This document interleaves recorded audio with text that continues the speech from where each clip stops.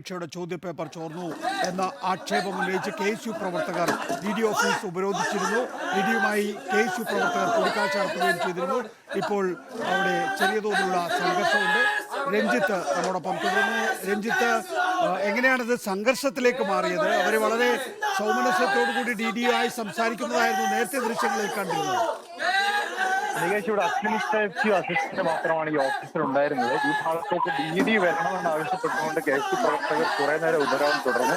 അതിനുശേഷം ഈ പ്രവർത്തകർ ഈ DDയുടെ അഡ്മിനിസ്ട്രേറ്റീവ് ഓഫീസിൽ വാതിലടച്ച് ഉപരോധിക്കാൻ ശ്രമിക്കുകയാണ്. ആ വാതിലടച്ചോടുകൂടിയാണ് വലിയ സംഘർഷത്തിലേക്ക് കടന്നത്. പോലീസ് അകത്ത് കയറുകയും ഇവരെ അറസ്റ്റ് ചെയ്യാൻ നീക്കാൻ ശ്രമിക്കുകയും ചെയ്യുന്നത്. പോലീസ് ഇടപെട്ടത് ഏറ്റവും ഒടുവിലാണ്. ഈ KSU പ്രവർത്തകർ അഡ്മിനിസ്ട്രേറ്റീവ് അസിസ്റ്റന്റിന്റെ ഓഫീസ് വാതിലടക്കാൻ ശ്രമിച്ചതോടുകൂടിയാണ് ആകെ പ്രശ്നമായതും. ഈ വാതിലടച്ച് ഉപരോധിക്കാൻ സമ്മതിക്കില്ല. അവിടെ ഉപരോധ സമരം എത്ര നേരം നീണ്ടുപോയാലും പ്രശ്നമില്ല. മുദ്രാവാക്യം വിളിക്കുന്നതിലും പ്രശ്നമുണ്ടായിരുന്നില്ല. പക്ഷെ ഈ മുദ്രാവാക്യം വിളിക്കുന്നതിനിടയ്ക്ക് പ്രവർത്തകർ ഈ DD ഓഫീസിന്റെ വാതിലടച്ചുകൊണ്ട് പ്രതിഷേധം സംഘടിപ്പിക്കാൻ ശ്രമിച്ചു. ആ വാതിലടക്കുന്നതിന് പോലീസ് തടയുകയായിരുന്നു. അതാണ്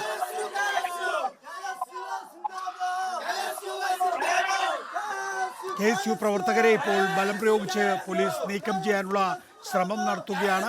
ക്രിസ്മസ് പരീക്ഷയുടെ ചോദ്യപേപ്പർ ചോർന്നു എന്ന ആക്ഷേപം ഉന്നയിച്ചുകൊണ്ടാണ് DD ഓഫീസിലേക്ക് KSU പ്രവർത്തകർ സംസാരിക്കാനെത്തിയത്. ആദ്യം അവർ ഉദ്യോഗസ്ഥരുമായി സംസാരിക്കുന്ന ദൃശ്യങ്ങൾ നമ്മൾ നേരത്തെ പുറത്തുവിട്ടിരുന്നു.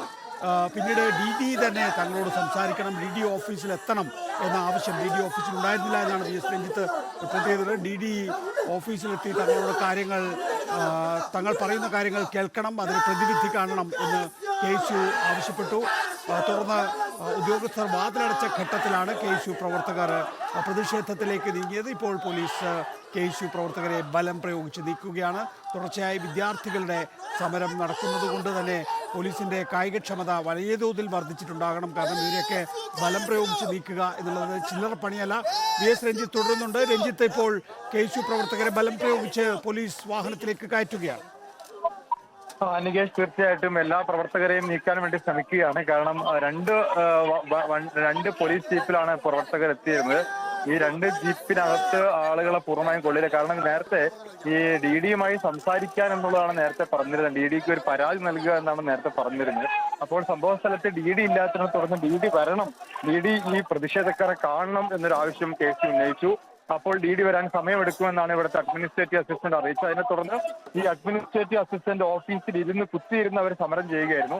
അതിനിടയ്ക്ക് വീണ്ടും ഈ നിഷേധാത്മകമായി ഓഫീസർ പെരുമാറി എന്നാണ് KSU ആരോപിക്കുന്നത്. അതിനെ തുടർന്ന് ഈ ഓഫീസറുടെ വാതിലടച്ചിട്ട് ഈ DD വരുന്നവരെ വാതിൽ അടച്ചിട്ട് ഓഫീസിനകത്തിരിക്കും എന്നൊരു നിലപാടിലേക്ക് KSU എത്തി. ഓഫീസ് അടച്ചിട്ട് കൊണ്ടൊരു സമരത്തിന് തയ്യാറല്ല, ഓഫീസ് അടയ്ക്കാൻ അനുവദിക്കില്ല എന്ന് KSU പറഞ്ഞതിനെ തുടർന്നാണ് ഇപ്പോൾ പിന്നീട് പോലീസ് ഇടപെടുകയും ഈ ഓഫീസിനകത്തിരിക്കുന്ന പ്രവർത്തകരെ പൂർണ്ണമായും പുറത്തേക്ക് എത്തിക്കാനുള്ള ശ്രമവും നടത്തിയത്. അതാണ് വലിയ ചെറിയൊരു സംഘർഷത്തിലേക്ക് കലാശിച്ചിട്ടുള്ളത്. മാന്യമായി പെരുമാറണമെന്ന് പോലീസിനോട് KSU പറയുന്നു.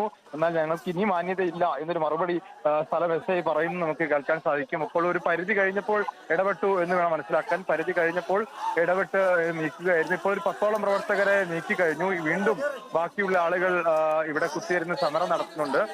10-ലധികം പ്രവർത്തകർ ഉണ്ടായിരുന്നു. വളരെ കുറച്ച് പേര് മാത്രമാണ് എത്തിയത്. കാരണം ഈ സംഭവ സ്ഥലത്ത് എത്തുമ്പോൾ DDയുമായി സംസാരിക്കുക എന്നുള്ളതുമായിരുന്നു. ജില്ലാ നേതാക്കൾ മാത്രമാണ് ഇവിടേക്ക് എത്തിയത്. ആ ജില്ലാ നേതാക്കളുടെ ലക്ഷ്യം ഇവരെ സംസാരിക്കുക എന്നുള്ളതായിരുന്നു. പിന്നീട് അത് ഉപദ്രവത്തിലേക്കും പിന്നീട് സംഘർഷത്തിലേക്കും കലാശിക്കുകയായിരുന്നു. ഏതായാലും ഈ KSU പ്രവർത്തകരെ ഇപ്പോൾ പൂർണ്ണമായും ഇതിനകത്തേക്ക് നീക്കിക്കഴിഞ്ഞിരിക്കുന്നു.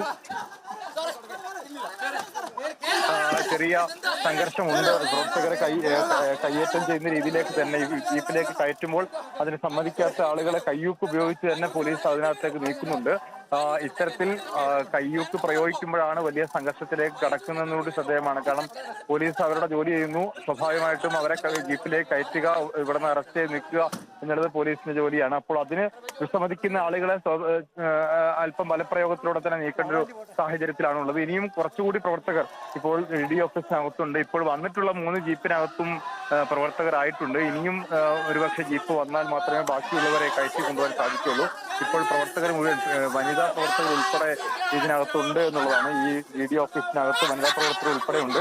ഈ വനിതാ പ്രവർത്തകരെ നീക്കാൻ വേണ്ടി ഇതുവരെ സാധിച്ചിട്ടില്ല. കാരണം ഇനിയും ഒരു ജീപ്പ് കൂടി ഇവിടേക്ക് വരേണ്ടതുണ്ട്. ഇപ്പോൾ ഒരു വനിതാ പ്രവർത്തകയാണ് കൊണ്ടുവരുന്നത്. വനിതാ പ്രവർത്തകയെ വേറെ തന്നെ വാഹനങ്ങളിൽ സാധാരണ കൊണ്ടുപോകാറാണ് പതിവ്. ഇപ്പോൾ അങ്ങനെ മറ്റൊരു വാഹനത്തിൽ കൊണ്ടുപോകാനില്ല, ഈ വാഹനത്തിൽ തന്നെ കൊണ്ടുപോകേണ്ട അവസ്ഥയിലാണുള്ളത്.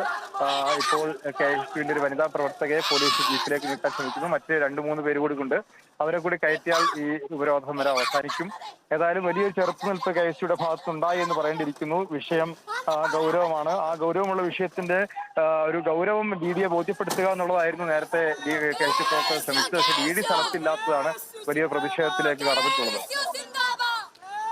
VS രഞ്ജിത്താണ് വിശദാംശങ്ങൾ നൽകുന്നത്. ക്രിസ്മസ് പരീക്ഷയുടെ ചോദ്യപേപ്പർ ചോർന്നു എന്നാരോപിച്ച് KSU DD ഓഫീസിലേക്ക് DDയെ കാണാനെത്തിയിരുന്നു.